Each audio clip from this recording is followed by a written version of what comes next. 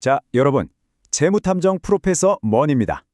오늘 우리는요, 한 편의 추리소설처럼 기업의 재무제표 속에 꼭꼭 숨겨진 돈의 흔적을 한번 추적해 볼 겁니다. 이 단서들을 하나하나 따라가다 보면 기업의 진짜 속사정을 아주 날카롭게 꿰뚫어 볼 수 있게 되죠. 자, 그럼 사건 속으로 함께 들어가 볼까요? 바로 이게 미스터리의 시작입니다. 프로프락이라는 회사가 있는데요. 이 회사 계좌에 1년 만에 무려 6,200만 달러가 더 늘어난 겁니다. 와, 어마어마한 돈이죠. 이게 그냥 평범하게 장사해서 번 돈일까요? 아니면 우리가 모르는 다른 비밀이 숨어 있는 걸까요? 우리 탐정들은 이럴 때 질문을 던져야 합니다. 이 돈 대체 어디서 난 걸까요? 네, 바로 이겁니다. 이게 바로 오늘 우리가 풀어야 할 미스터리죠. 6,200만 달러. 이 막대한 현금은 도대체 어디서 와서 또 어디로 흘러 들어갔을까요? 자, 이제 여러분도 저와 함께 재무탐정이 되어서 이 질문의 답을 한번 찾아보는 겁니다. 모든 단서는 바로 여기, 사건 현장에 있습니다. 바로 프루프럭사의 대차대조표죠. 와, 보자마자 너무 복잡해 보인다고요? 괜찮습니다. 걱정 마세요. 우리가 주목할 단서는 딱 하나입니다. 여기, 현금 항목을 보세요. 84에서 146으로 정확히 62, 그러니까 6,200만 달러가 늘어난 게 딱 보이죠? 이제 이 변화를 설명해 줄 다른 증거들을 이 문서 안에서 샅샅이 찾아낼 겁니다. 자, 수사 1단계입니다. 프루프락 회사에 돈이 들어온 경로, 즉 현금의 원천부터 추적해 보겠습니다. 과연 어떤 활동들이 이 회사의 금고를 두둑하게 만들었을까요? 수사의 기본 원칙부터 딱 짚고 넘어갈게요. 현금의 원천이라는 건요, 아주 간단하게 말해서 회사 지갑으로 돈이 들어오게 만드는 모든 거래를 말합니다. 예를 들어 볼까요? 창고에 있던 물건을 팔아서 현금으로 바꿨다거나, 아니면 은행에서 돈을 빌려왔다거나, 또 투자자들한테 주식을 팔아서 자금을 마련하는 것. 이런 것들이 모두 결정적인 단서가 되는 거죠. 정말 좋은 질문이에요. 진짜 많은 분들이 이 부분에서 헷갈려 하시거든요. 빚이 늘었다는 걸 우리는 보통 안 좋은 거라고 생각하잖아요. 근데 회계에서는요, 이게 좋고 나쁘고 이런 가치 판단을 하는 게 아니에요. 그냥 은행 같은 곳에서 현금을 빌려왔다는 객관적인 사실, 그 팩트만 보는 거죠. 그러니 회사 입장에서는 어때요? 외부에서 현금이 들어온 거니까 이건 명백한 현금의 원천이 되는 겁니다.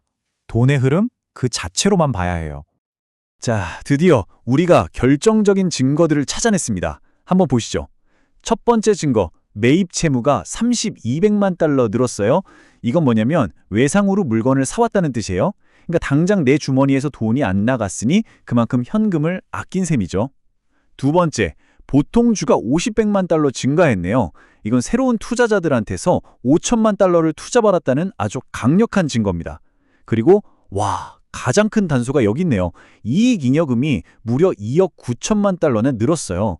회사가 열심히 사업해서 벌어들인 순수한 이익이죠. 이 세 가지 경로를 통해 총 3억 7,200만 달러의 현금이 회사로 들어왔다. 이런 결론이 나옵니다. 좋습니다. 돈이 어디서 들어왔는지는 이제 파악이 됐어요. 그럼 그 많던 돈이 다 어디로 갔을까요? 이제 돈이 나간 흔적, 즉 현금의 사용처를 추적해 볼 차례입니다. 현금의 사용이라는 개념도 아주 간단해요. 회사 밖으로 돈이 빠져나가게 만드는 모든 활동을 말하는 겁니다. 예를 들면 새로운 기계를 사온다거나 아니면 예전에 빌렸던 돈을 갚는 것 같은 것들이죠. 이야, 정말 예리한 질문인데요. 맞아요. 재고가 늘었다는 건 미래에 팔 물건이 많아진 거니까 좋을 수도 있죠. 하지만 우리는 지금 현금 흐름의 관점에서 보고 있잖아요. 그 재고를 사오려면 우리 주머니에서 뭐가 나갔을까요? 바로 현금이 빠져나갔다는 거죠. 그래서 재고의 증가는 명백한 현금의 사용으로 보는 겁니다. 자, 그럼 프로프록사가 돈을 쓴 흔적들을 한번 따라가 보죠. 첫째, 매출 채권이 2300만 달러 늘었어요. 이건 물건을 외상으로 팔았다는 얘기인데 아직 돈을 못 받았으니까 현금이 묵혀버린 거죠. 둘째, 재고가 2900만 달러 증가했습니다. 미래를 위해서 물건을 사두느라 현금을 쓴 거고요. 또 빚을 1억 900만 달러나 갚았고, 가장 크게는 공장이나 설비 같은 고정자산에 1억 4,900만 달러를 투자했습니다. 이건 회사가 미래 성장에 아주 크게 베팅하고 있다는 강력한 신호 아니겠어요? 이 모든 지출을 다 더하니까 총 3억 1천만 달러의 현금이 사용됐네요. 자, 이제 모든 단서가 다 모였습니다. 흩어져 있는 이 증거들을 하나로 모아서 사건의 전말을 완벽하게 재구성할 시간입니다. 그리고 이 재구성의 결과물이 바로 현금 흐름표라는 거죠. 전문 탐정, 그러니까 회계사들은요, 이 복잡한 단서들을 그냥 늘어놓지 않습니다. 아주 깔끔하게 세 가지 유형으로 정리를 하죠. 물건 팔고 만드는 핵심적인 영업활동, 공장을 짓거나 파는 투자활동, 그리고 돈을 빌리거나 갚는 재무활동, 이렇게 딱 나눠서 보면 돈의 흐름이 훨씬 더 이해하기 쉬워지거든요. 그리고 마침내 모든 퍼즐 조각이 딱 들어맞았습니다. 바로 이게 사건의 전말을 담은 현금 흐름표입니다. 우리가 찾아낸 모든 단서들이 영업, 투자, 재무활동이라는 세 개의 카테고리 안에 완벽하게 정리되어 있죠? 이 한 장의 보고서가 프루프락사의 지난 1년을 가장 정직하게 보여주는 최종 수사 결과 보고서라고 할 수 있습니다.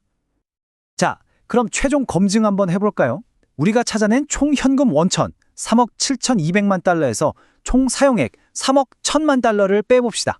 결과는 네, 정확히 6,200만 달러. 우리가 사건 맨 처음에 확인했던 현금 증가액하고 정확하게 일치하죠. 와, 미스터리가 완벽하게 풀렸습니다. 우리가 지금까지 한 이 재무탐정 놀이, 이게 그냥 숫자 맞추기 게임이 절대 아닙니다. 이것이 왜 그렇게 중요한지, 이 놀이가 우리에게 알려주는 진짜 의미가 뭔지 지금부터 알아보겠습니다. 바로 이 슬라이드가 오늘 수사의 가장 중요한 결론입니다. 우리가 흔히 보는 손익계산서의 순이익이라는 건요, 여러 가지 회계 규칙이나 추정이 들어가기 때문에 어떻게 보면 전문가의 의견에 가까워요. 하지만 현금 흐름은요, 변명의 여지가 없어요. 통장에 실제로 찍힌 돈 그 자체 냉정한 사실인 거죠. 결국 이 현금 흐름표는 회사가 진짜 장사를 잘해서 돈을 버는지 아니면 빚을 내거나 자산을 팔아서 겨우 버티고 있는지를 아주 명확하게 보여줍니다. 장부상으로는 이익이 막 나는데 당장 직원들 월급 줄 현금이 없어서 망하는 회사 들어보셨죠?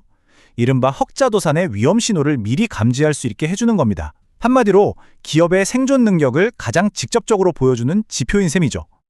오늘 저와 함께한 재무 탐정 수사 어떠셨나요? 이제 여러분은 기업의 재무 제표를 보는 새로운 눈을 갖게 되신 겁니다. 마지막으로 질문 하나 드릴게요.